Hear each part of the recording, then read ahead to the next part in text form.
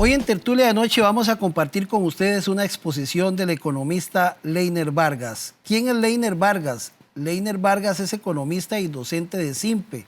Además es catedrático de la Facultad de Ciencias Sociales de la Universidad Nacional. Escribe artículos en diferentes medios escritos, también da charlas y conferencias tanto a nivel nacional como internacional. Este economista estuvo recientemente en el Consejo Nacional de Cooperativas CONACOP, invitado por el CONACOP, para que hiciera una exposición donde diera a conocer un poco sobre lo que opina él con respecto a la situación que vive el país, desde el punto de vista económico y social, y cuáles son las variables que él considera que se deben tomar en cuenta y además propuestas de él mismo para sacar a Costa Rica adelante. Escuchemos al economista Leiner Vargas. Primero, agradecerle a los organizadores del CONACOP la invitación a esta actividad y un saludo, por supuesto, a los aquí presentes y a los que nos están escuchando a través de los distintos canales de comunicación que tenemos en esta actividad. Empiezo por decirles que tal vez mi principal deseo es que el título de esta conferencia no se haga realidad.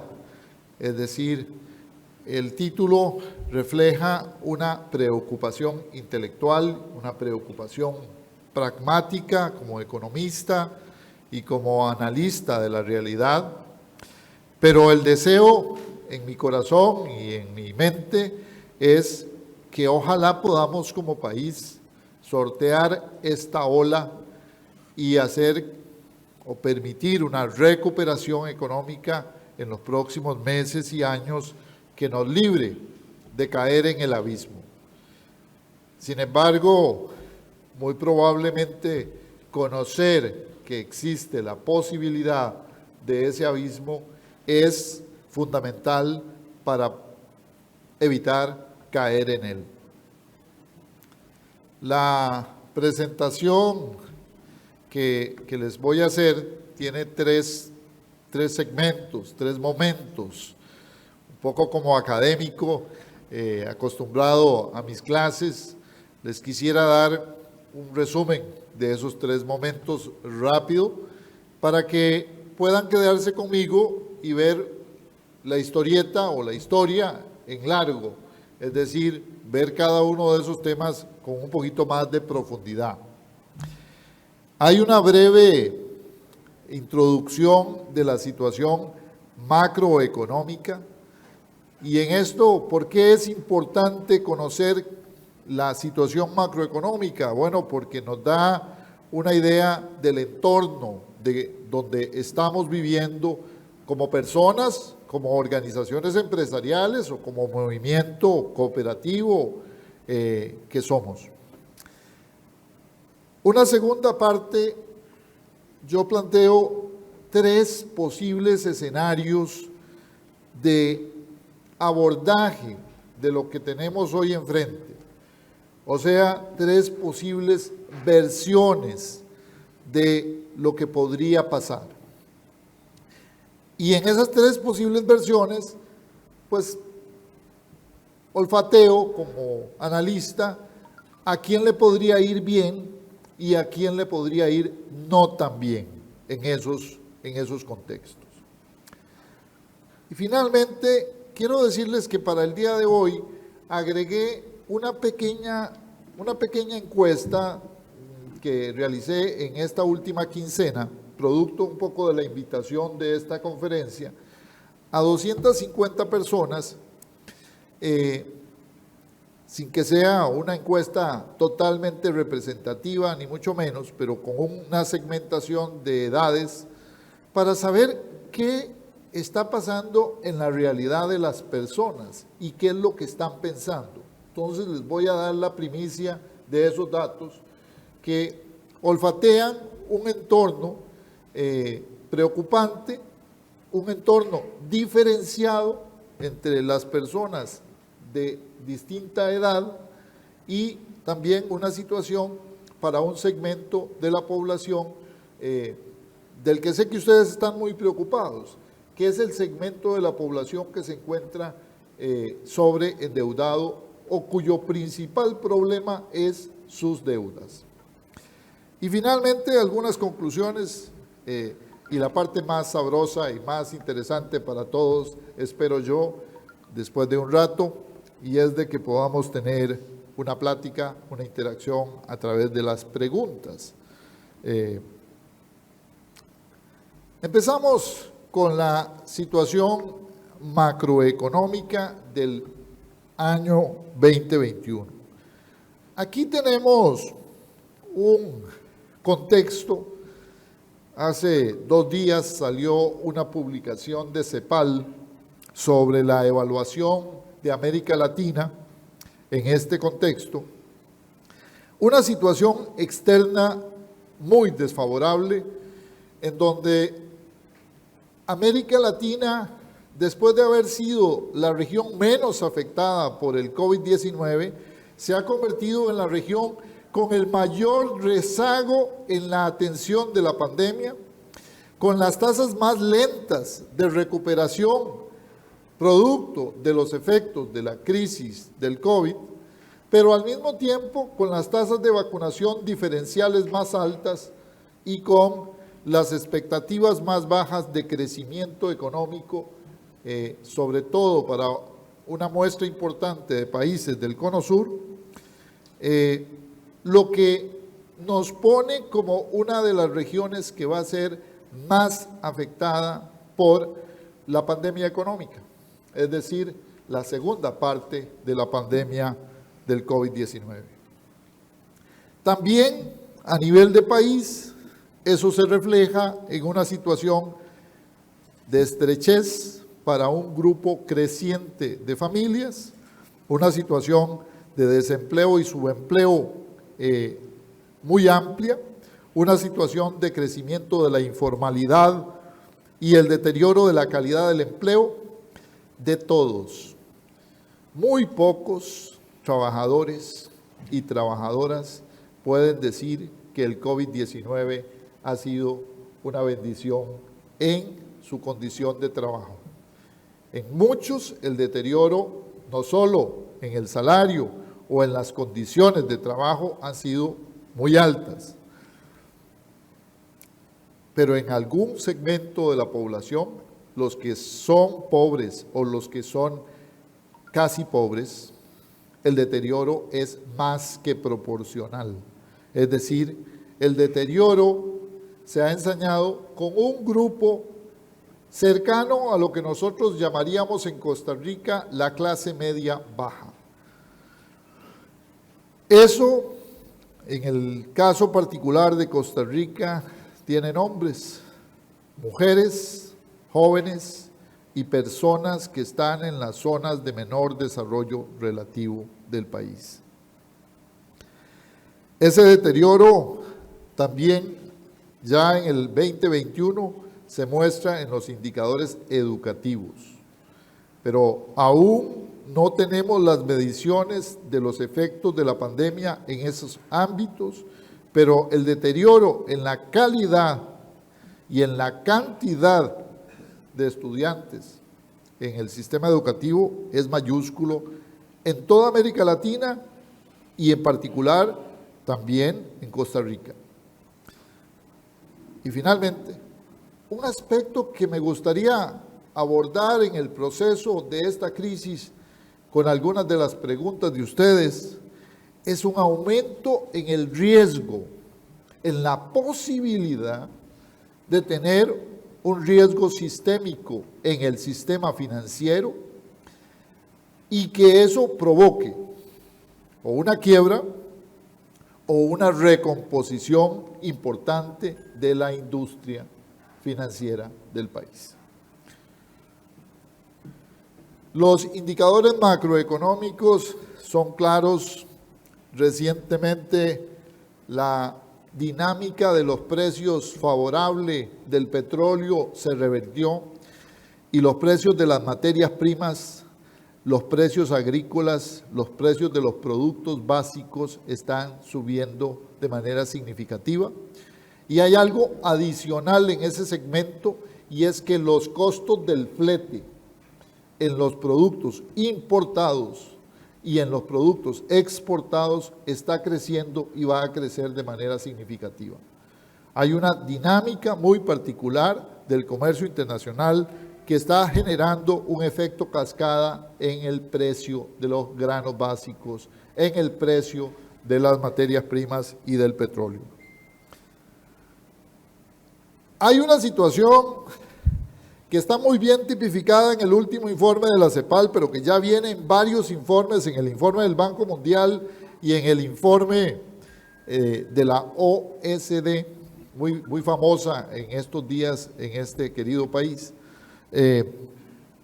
Y es que a pesar de que la pandemia en el planeta generó 140 millones de personas desempleadas, la riqueza en este planeta aumentó un 7,4% en el 2020, y esa riqueza se concentró en un pequeño grupo de países: Estados Unidos, Canadá, Europa, China, y América Latina y el Caribe disminuyó su participación en un 11,4%. El patrón de concentración es tal que el 1% de las personas más ricas concentraron el 50% de la riqueza mundial que se generó en este periodo.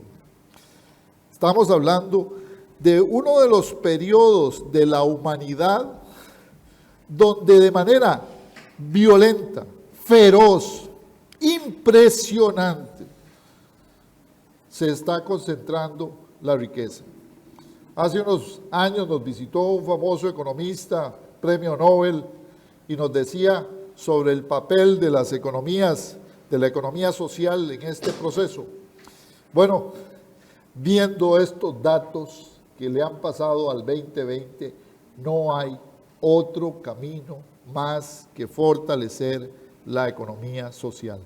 Porque los patrones de concentración de la riqueza en pocas manos en el planeta y en los países son abrumantes, son abrumadores. Nosotros como país tenemos la pésima estadística de ser de los 10 países del mundo donde hay más concentración de la riqueza. La dinámica de crecimiento de América Latina nos muestra una región que crece menos y que se recupera más lentamente que el resto. La dinámica de los ingresos nos muestra una clase media que pierde participación sustantiva en los márgenes de ingreso. Es decir, en América Latina, si uno puede llamar a alguien perdedor en este contexto de crisis, hay que llamar perdedor a la clase media. Pero dentro de la clase media hay una más perdedora, y es la clase media baja, la que está alrededor de 2 o 3 salarios mínimos o ingreso mínimo. Esa es la que más ha perdido en este contexto. En ese entorno, ¿cómo estamos mirando lo que sucede en Costa Rica? ¿Cómo estamos viendo, digamos, nuestro país en particular? ¿Cómo se mira? Bueno, tenemos un país que sufrió un deterioro sustantivo en sus sectores productivos. Hay un tercio de la economía que cayó y se desplomó a pedazos en el año pandémico, y ese desplome tiene consecuencias al año siguiente cuando hay que pagar la deuda, cuando hay que enfrentar la dinámica de recuperarse y no hay capital de trabajo, o cuando efectivamente los mercados que teníamos han desaparecido. Es decir, estamos ante una situación país en donde hay un tercio de la actividad económica y un tercio de los actores, productores en la economía que están viendo realmente el piso, que están viendo la situación caótica. Entonces, que no nos extrañe que nuestras cuentas, por ejemplo, si estamos en una situación de análisis financiero, hay un tercio de la cartera, más o menos un tercio, en algunas carteras puede ser hasta un 50% de la cartera morosa o muy cercana a la condición ya de riesgo de impago. Pero también cuando uno mira lo que le pasó al mercado laboral, tenemos la tasa histórica más alta de la historia, en donde se llevan estadísticas, por encima de lo que nos pasó en la crisis de los 80 para los que peinamos canas. Es decir, tenemos alrededor de la mitad de la población en el mercado de trabajo informal y tenemos un crecimiento abismal en las personas desempleadas. Yo espero que no suceda lo que sucedió en Grecia, España, Italia o Portugal, y es que nuestro mejor talento empiece a salir del país. Pero hay situaciones en donde los núcleos familiares están prácticamente explotados porque no hay empleo. Ese es un tema fundamental en la dinámica social del país. La dinámica monetaria es distinta. Nosotros hemos ido, y esto es parte de la situación, digamos, es parte del problema, diría yo, hemos tenido autoridades financieras y monetarias ocupadas de salvar a un segmento de los grupos financieros, particularmente a los bancos y a algunos actores del sector financiero, a costa básicamente de una expansión monetaria gigantesca, pero que no tiene resultados en la reactivación económica de las empresas y de las personas, de las familias. Les puedo explicar esto con más detalle en la fase de preguntas, pero lo que quiero decirles esencialmente es que el Banco Central se ha ocupado de cuidar a los banqueros y no de cuidar a los costarricenses que están padeciendo un problema de sobreendeudamiento. Nuestra política fue endeudar más al que ya está endeudado y ahora que tiene que enfrentar la deuda, lo estamos dejando prácticamente solo. En la situación de las tasas de interés, cuando nosotros hacemos una expansión monetaria tan gigantesca y los banqueros no pueden prestar, o los prestatarios no quieren pedir prestado, lo que nos dice claramente eso es que lo que estamos haciendo es equivocado. Que lo que estamos es actuando en los estados financieros, para los que tienen alguna formación financiera, tanto aquí como en su casa, lo saben, estamos actuando por el lado de la deuda, cuando en realidad lo que deberíamos estar haciendo es actuando por el lado del capital de las empresas. Lo que deberíamos estar haciendo es capitalizando a las empresas y no lo que hemos venido haciendo es sobreendeudando a las empresas. Y eso tiene consecuencias en la forma en cómo se recupera la economía costarricense, que al ritmo que vamos, la recuperación esperada, por ejemplo, en nuestro país vecino, Panamá, es del 11% en el PIB para el año 2022 y nosotros esperamos más o menos crecer a un 2,5%, un 3%. Eso significa que en cuestión de 10 años, si eso se mantiene, Panamá duplica su PIB y nosotros nos quedamos a la mitad de lo que hace Panamá.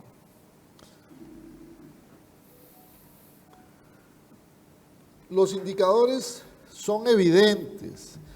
El crédito no fluye al sistema económico.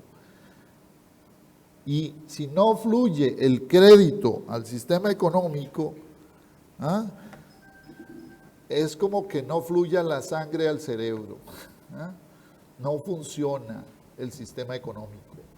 En una economía como la nuestra, el sistema financiero es fundamental para la recuperación económica. Y no va a haber recuperación económica hasta que no tengamos un sistema financiero capaz de enfrentar la situación que estamos teniendo.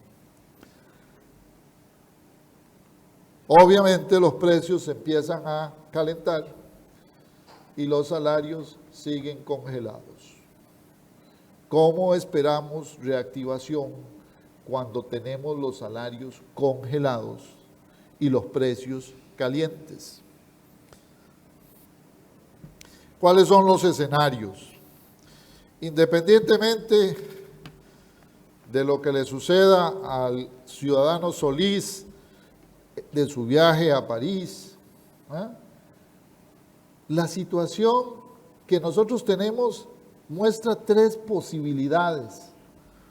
Una, un ajuste a la FMI, al viejo estilo de las cuentas del FMI, y es apretar salarios, apretar el gasto y cargarle a los trabajadores el costo de la crisis, salvando por supuesto a los bancos, salvando por supuesto a las grandes corporaciones y a las grandes empresas, pero desprotegiendo a las personas, a los de a pie. Esa crisis, me parece a mí, y esa posición es cada vez más clara en lo que ha sucedido el día de ayer o con lo que sucedió el día de ayer, que es que básicamente le estamos poniendo la carpeta roja a la Asamblea Legislativa para que apruebe tanto el crédito en segundo debate como el programa de ajuste del crédito. ¿Ah? Reducimos la demanda agregada, apretamos la faja de los trabajadores, aumentamos el endeudamiento a largo plazo del país y apostamos por un crecimiento basado en las exportaciones y en las zonas francas. O sea, profundizamos el modelo de crecimiento concentrador de los últimos 30 años en el país. Ese es el escenario más, diría yo, más plausible que tenemos. ¿No? Los voy a contar sin ninguna posición ideológica. Después les puedo contar dónde estoy yo. Pero a mí me parece que ese es el escenario que se viene si no se hace nada. Hay un escenario todavía más grotesco y es que no hagamos nada del todo, que dejemos que la crisis nos arrolle, que dejemos que la deuda interna, que está llegando más o menos, deuda interna más externa al 80% del PIB en este momento, nos ahorque y nos vayamos al abismo a través del mercado. Ese escenario pone por lo menos tres cosas: dejamos que la burbuja estalle. ¿Cuándo va a estallar? Bueno, cuando ya no haya nadie que nos preste, y cuando tengamos que enfrentarnos a la situación de impago, nuestro sistema financiero se va a ir a pedazos, la gente va a dejar de pagar sus deudas, la devaluación se nos va a venir enfrente, vamos a tener una situación caótica, porque vamos a tener algo que no tenemos hoy, que es inflación al lado de un gran desempleo. Tenemos esta inflación, desempleo e inflación al mismo tiempo. Si alguien me dice que quiere eso, yo le digo, yo viví como joven, como casi que adolescente, la crisis de los años 80, y fue una crisis chiquitita en el tiempo, pero muy dolorosa en en los que de alguna manera estábamos vulnerables en aquel momento. Es una situación de crisis que no quiero y no querría que la familia costarricense de hoy tenga que enfrentar. ¿Ok? Pero es bueno saber que eso existe, para también tener claro que es necesario un acuerdo social.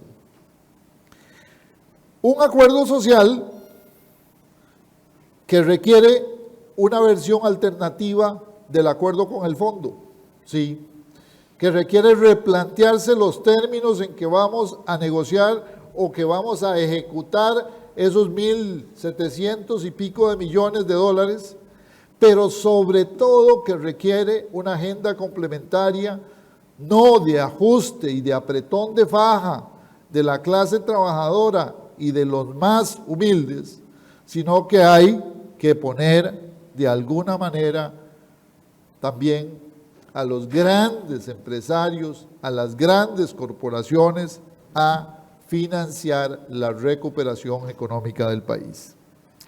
Una apuesta por la economía social y la protección del sistema social costarricense. Un ajuste vía capitalización del sistema financiero y de las empresas. Cuando a una persona le preguntan ¿qué quiere? ¿El 50% de algo o el 100% de nada? Una persona, un agente económico racional, diría que prefiere el 50% de algo, ¿cierto?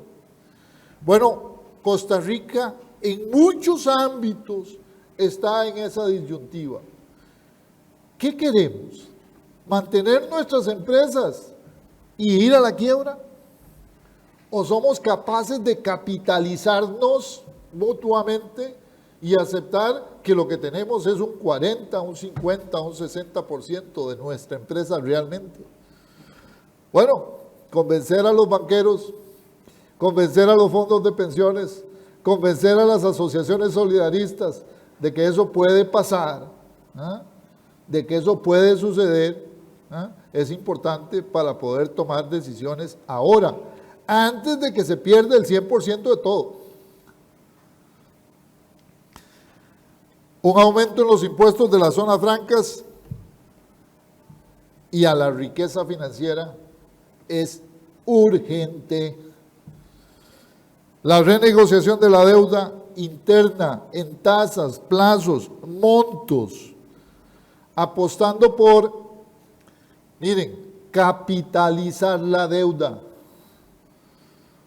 Una apuesta por el crecimiento vía políticas de desarrollo más inclusivas, vía actores de la economía social, vía pymes, y no simplemente pensar que serán las farmacéuticas o las grandes corporaciones de zona franca las que nos van a sacar de este atolladero.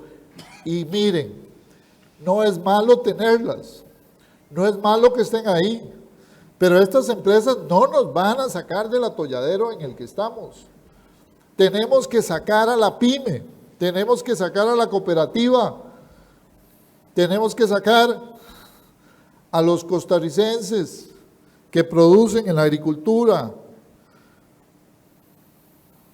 Tenemos que volver a reactivar el turismo, pero el turismo que nos da de comer a muchas familias. Cuando le pregunto a alguna gente en este contexto, ¿cómo está viendo la situación? ¿Cómo está viéndose afectada? ¿O cómo siente lo que va a pasar en el contexto del 2021? Me dicen cosas distintas las mujeres y los hombres, los jóvenes y los más viejos. La situación de cómo le fue es chistosa. Le fue mucho más mal a los jóvenes y le fue mucho peor a las mujeres en ese contexto de crisis del COVID, en esta pequeña muestra que les presento. Pero cuando le pregunto ¿Cómo mira, digamos, la situación desde el punto de vista económico? Estamos ante una situación de un claro pesimismo. Las personas no están viendo el final del túnel. No estamos ante una situación optimista.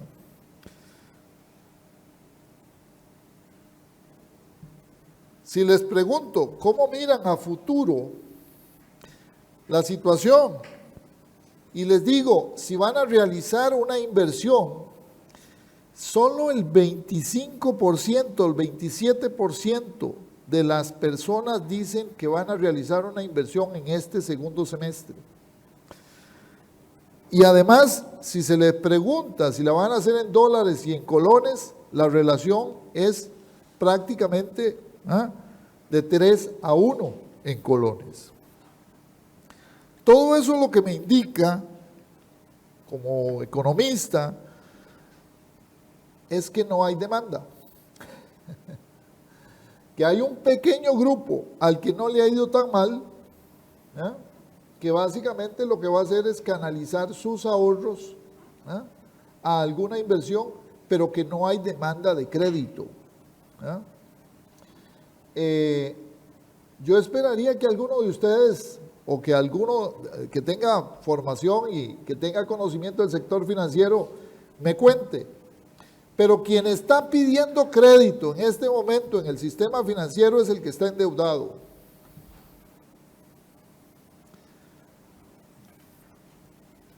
Finalmente, cuando les pregunto sobre las expectativas del segundo semestre, resulta que solo los jóvenes, que son a los que les ha ido muy mal, están diciendo que les puede ir mejor en este contexto, que ellos están viendo un poquito mejor la situación. Pero gran cantidad, más de la mitad de la población, o en este caso de la población entrevistada, nos dice que va a seguir igual, y por supuesto hay un tercio de la población, un grupo importante de la población que dice que va a empeorar la situación.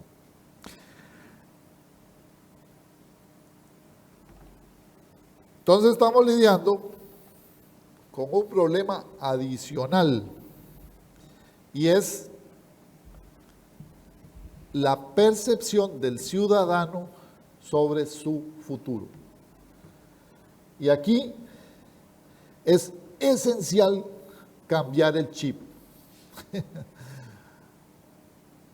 El ciudadano está pensando que le va a ir mal, el ciudadano está pensando que no es un buen entorno para invertir, el ciudadano costarricense está pensando, digamos, en que en el mejor de los casos la situación va a seguir igual.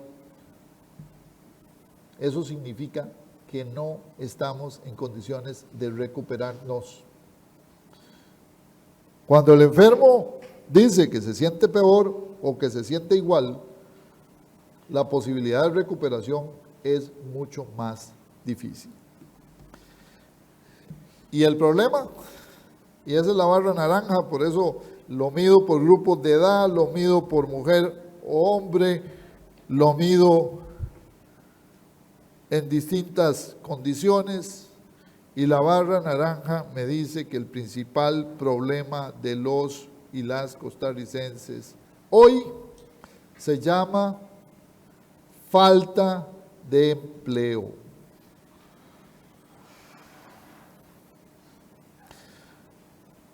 ¡Qué torta! Porque se suman a ellos problemas como el tema financiero y problemas marginales, como podría ser la situación de tener alguna preocupación por el costo de la vida. Pero el principal problema económico que tenemos enfrente se llama empleo.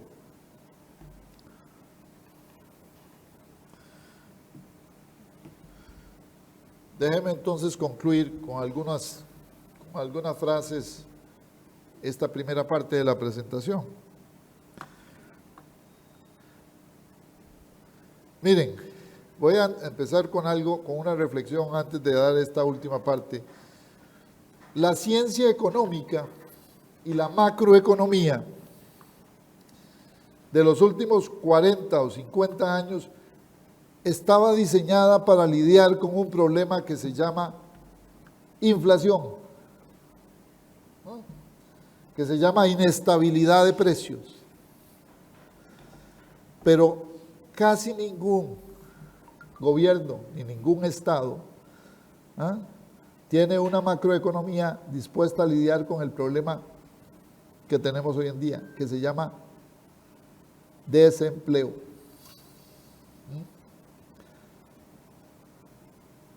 ¿Cómo le cambiamos el cassette a las autoridades monetarias de este país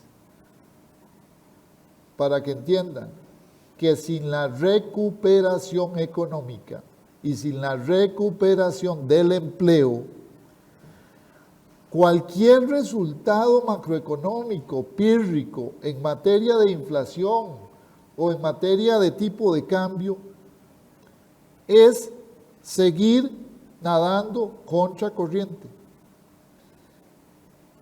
Yo sé que para los colegas economistas, los que están en este lado de la formación, puede ser riesgoso enfrentarse a esa pregunta, porque es caminar en aguas jabonosas. Pero si no nos hacemos esa pregunta, en los próximos meses y años vamos a padecer el doble, porque lo que vamos a estar es recetándole a un enfermo una medicina totalmente incorrecta. Vivimos una burbuja especulativa a punto de estallar. Ese a punto de estallar puede que estalle por el lado más débil, y es esencialmente por el segmento financiero. A mí me da pavor que se hayan venido ocultando los resultados de los bancos y de las empresas financieras y que no se le esté diciendo al costarricense la situación real que estamos viviendo. Y en el caso del sector cooperativo, no tengo que decirles, porque ustedes saben que es así. Si no hay capitalización de las empresas y del movimiento cooperativo, puede haber una situación muy peligrosa en los próximos meses y años. Pero eso no solo le sucede al movimiento cooperativo, le sucede a un segmento financiero importante de este país, y las medidas tienen que venir de manera urgente.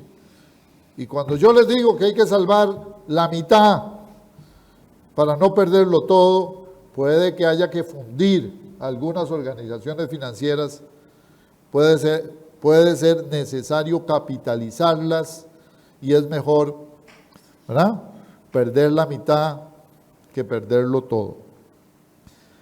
Es una crisis social sin precedentes. ¿Comparable a la crisis de los años 80? Sí, pero distinta en términos de que ya la sociedad costarricense no es la misma sociedad de labriegos sencillos que teníamos en los años 80. Es una sociedad esencialmente en ciudades y que vive en ciudades, y la posibilidad de que estallen movimientos sociales fuertes es o está a la vuelta de la esquina. Es una crisis de demanda en un entorno internacional donde la oferta está cambiando disruptivamente. Eso hace la ecuación mucho más compleja, porque el que diga que con una promoción de exportaciones y que con un acuerdo de libre comercio vamos a salir adelante, hoy está, ¿verdad?, muy probablemente soñando, porque eso ya no es viable. esa forma de enfrentar la crisis caducó. ¿Ah? El mercado financiero puede quebrar o fragmentarse severamente de no tomarse en serio decisiones que corrijan situaciones de mediano plazo, pero hay que hacer las medidas correctivas antes de que el mercado mismo las haga. Se requiere hacer algo diferente para salir librados o bien librados. Yo repito un poco la frase que tal vez está un poco trillada, y es que si seguimos haciendo lo mismo, de la misma manera o de la misma forma, no esperemos resultados distintos. No estamos reactivando la economía seriamente. No estamos sacando a las personas de su crisis de endeudamiento. No estamos capitalizando a las empresas para que vuelvan a crecer. Si no estamos haciendo esa tarea, lo único que se puede hacer es rezarle al Espíritu Santo con el perdón de los, digamos, que no son creyentes, que nos ayude. Pero bueno, yo creo que hasta el propio Espíritu Santo nos diría: a Dios rogando y con el mazo dando. Es decir, no podemos seguir cruzados de brazos haciendo lo mismo que hemos venido haciendo hasta ahora. Yo espero que estas lecciones o estos comentarios o estas reflexiones les generen a ustedes, no que están de acuerdo conmigo, sino que les genere la ocupación y la preocupación por el entorno económico, para que nos llevemos un golpe de realismo. No puede ser que nosotros pensamos que, bueno, ya tenemos resuelto la situación hasta abril. De abril en adelante, que le vaya bien, mi amigo. No puede ser que nuestro país haya caído en una situación donde ahí le dejo la carreta, llévesela. Este país tiene que pensar en grande. Ahí rescato mucho en lo económico lo que hizo don Abel Pacheco hace algunos años, y es que se esforzó por entregar un país en lo económico mucho mejor de cómo lo había recibido cuando entró.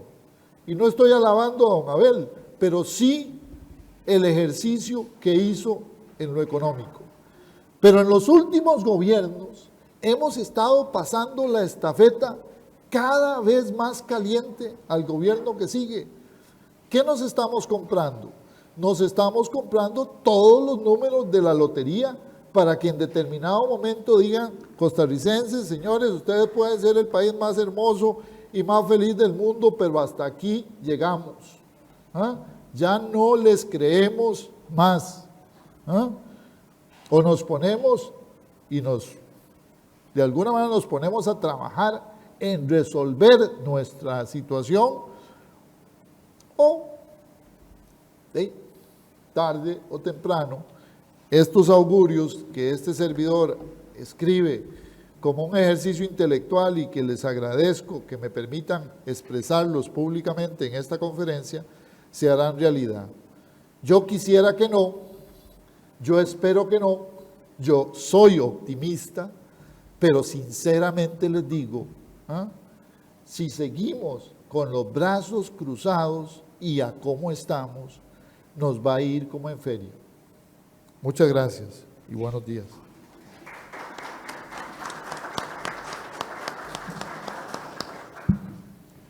Antes de que comiencen a llegar las preguntas, don Leiner, mientras usted exponía, me preguntaba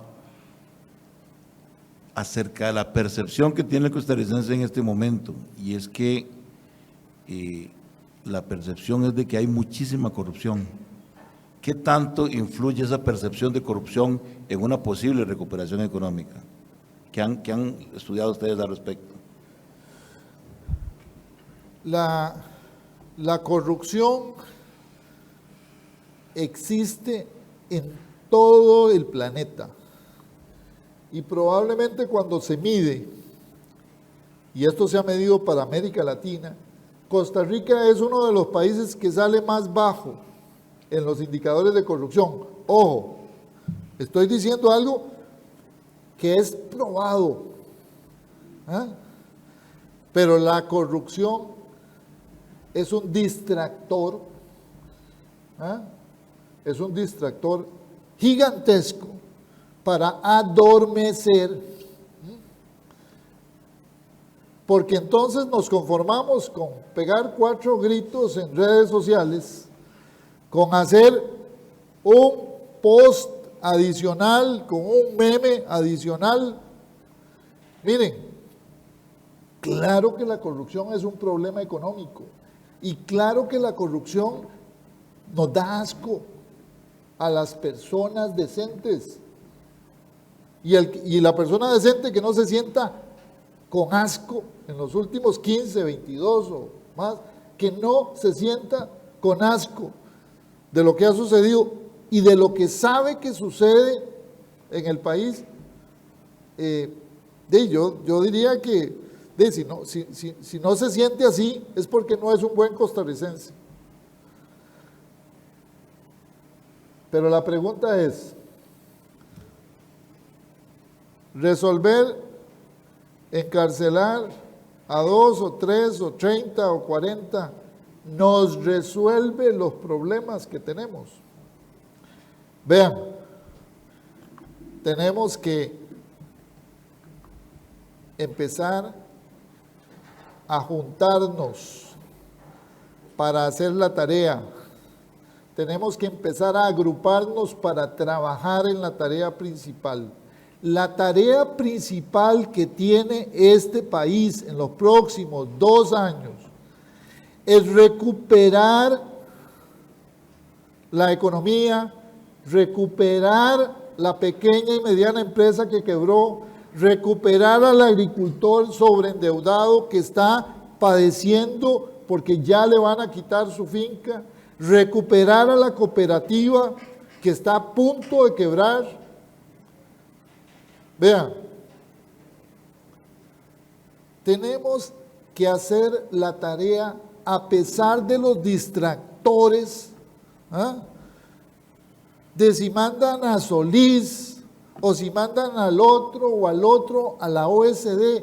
Nadie, ningún puesto en la OSD nos va a resolver a nosotros la situación del país. Son distractores. No nos comamos, digamos, esa semilla de mango. Este país requiere pensar en la reactivación económica. ¿Qué está haciendo la CONACYF? Es más importante en este momento. ¿Qué está haciendo el Banco Central? Es más importante en este momento. ¿Qué estamos haciendo para capitalizar las empresas que no van a poder salir si no hay capital de trabajo fresco? Eso es más importante en este momento. Yo sé que a los costarricenses nos encanta la grilla y el vacilón y todo lo demás, pero vean, nos tienen adormecidos con ese discurso. Y se los digo con toda sinceridad, yo también me siento mal de ver lo que pasa, pero me siento mucho más angustiado de ver la cantidad de jóvenes que no tienen empleo, que van puerta tras puerta, oficina tras oficina.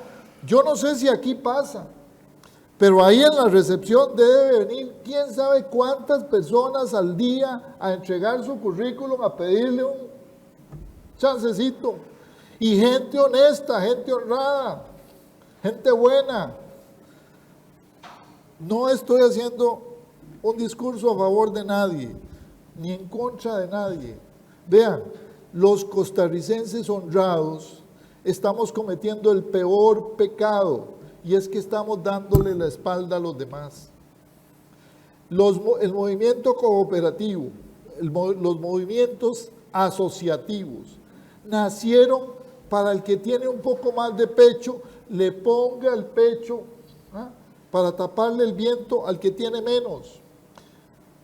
No nacieron para competir, no nacieron para hacerse multimillonarios, nacieron para sacar a las personas y mejorar el nivel de vida de la gente. Cuando nosotros nos demos cuenta que el secreto de vivir mejor como persona es que mi vecindario esté mejor, es que mi barrio esté mejor, es que mi país esté mejor. Y sentirme feliz porque le va bien al vecino, porque le va bien al estudiante que sale de la universidad, porque es mejor que el profesor o que tiene un salario o un ingreso mejor. Ese es el espíritu que debe reinar la recuperación con una base social amplia. No podemos nadar solos en este contexto. El que no tenga muletas se va a caer.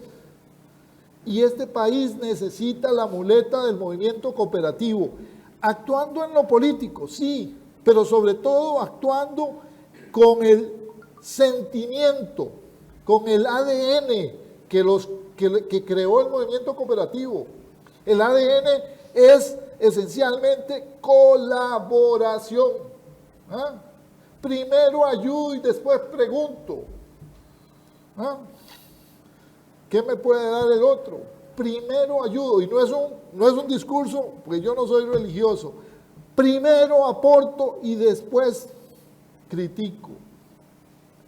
Ese debería ser el esfuerzo que todos los costarricenses deberían estar haciendo hoy. Entonces, para responderle su pregunta, ¿la corrupción es un problema? Claro que es un problema. Pero el peor problema que tiene la corrupción y lo que ha pasado en los últimos días es que ha sido un distractor para nosotros buscar un enemigo, pero ese enemigo lo podemos acribillar a balazos frente al padrón, el paredón, y no nos resuelve los problemas que tenemos hoy en día en los que estamos parados todos. Yo les digo, bueno, que el sistema judicial haga su tarea, que la Contraloría haga su tarea, pero la tarea nuestra es poner a la familia costarricense a trabajar, es poner a los costarricenses con oportunidades, es echarle la mano al que le está yendo menos, que está sufriendo en este momento. Y ese 30, 40% de las personas, de las empresas, de las familias, no pueden esperar a fin de mes. No tienen hoy cómo pagar su alimento, su sustento, su alquiler, su crédito.